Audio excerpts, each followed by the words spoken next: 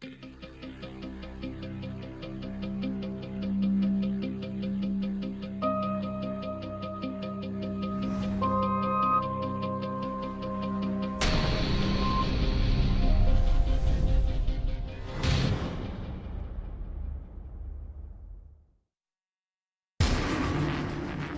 constantly, to this day, hear the question, if Batman and Superman got into a fight, who would win? Until getting into Miller's head writing this adaptation, I always argued that it was Superman. One of these guys can just flick him with his finger and the other one can't. I never, for a moment, since the first day I read comic books, ever believed Superman would beat Batman in a battle. Batman is the superhero with no superpowers, and he can outthink any of his foes. It's their world and they won't stand for you anymore. If it isn't me, it'll just be someone else. Really? Who do they send after you? Superman is hard to write for. He's hard to come up with threats for. It's hard to make him feel human. He was just a Boy Scout. He was just doing the idealized moral good. Since the early Siegel and Schuster Superman, he'd been the symbol of patriotism. So many of us feel that the reading of Superman stories impacted our own personal moral codes. That's a huge positive impact on at least a generation, if not more. When you think about this book back in its historical context, the idea of vilifying Superman was crazy.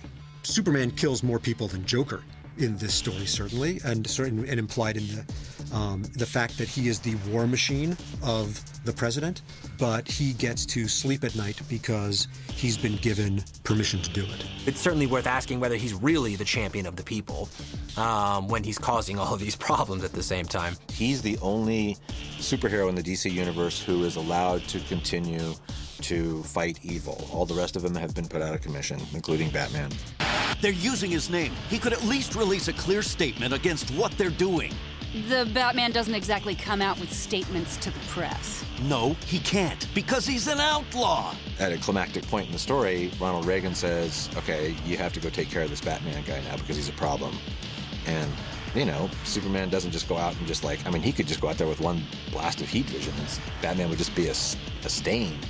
But he doesn't. It's a lot more complex and more interesting than just saying, you know, Superman's just, you know, the stooge. Well, I think part of what Frank did was he was preaching about superheroes. I mean, there was a point where this story and Watchmen are both considered deconstructing what it means to be a superhero. It's what Frank Miller was trying to get away from and break away from, was the sense of superheroes being used for nothing other than to tell stories about superheroes doing superhero things. You know, and you can say they can talk about politics, they can talk about sex, they can talk about fear. Here's what we can do, here's what they can do, I'm going to prove it to you.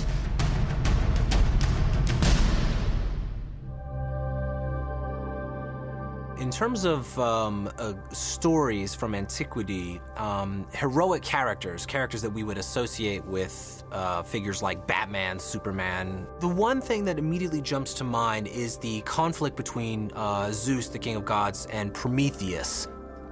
Prometheus is a kind of champion of the people, but he also wants to kind of keep his distance.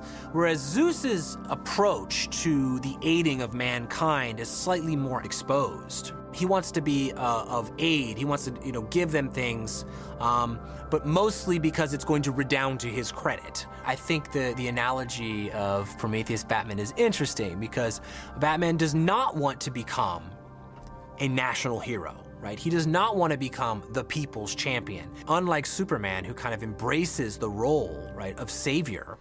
With Prometheus and Zeus, I don't think it's as valid as Achilles and Odysseus, because Achilles had superpowers. Odysseus was just a smart guy. He was really clever and really brave and really determined. So I think there's an exact analogy between Superman and Batman and those two Homeric heroes.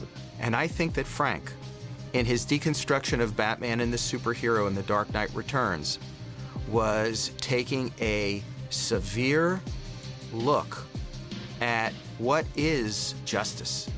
Who determines what justice is?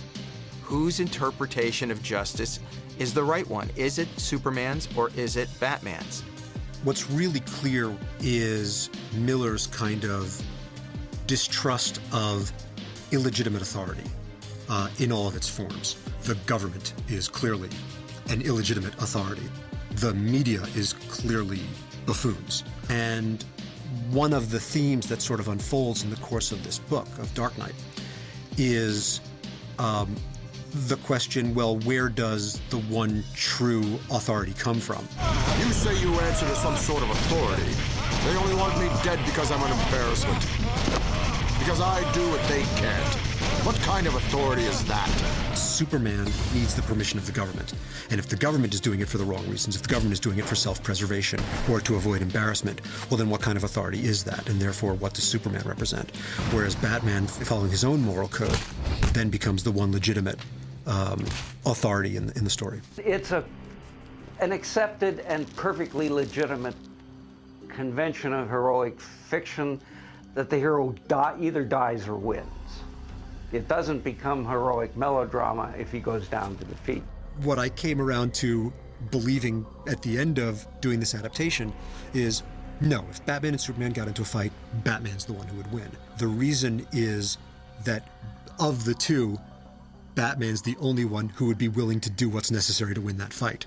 If Batman allowed himself to actually get defeated by Superman, that would be a failure.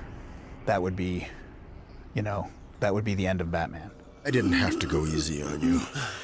A different binding agent, a stronger mix. I want you to remember that. I wanted to remind you to stay out of my way. In all the years to come, in your most private moments, I want you to remember the one man who beat you. What's really interesting about that fight, given this statement that Batman's the one of the two who's willing to really kill and really go the distance, is that in fact he never really intended to.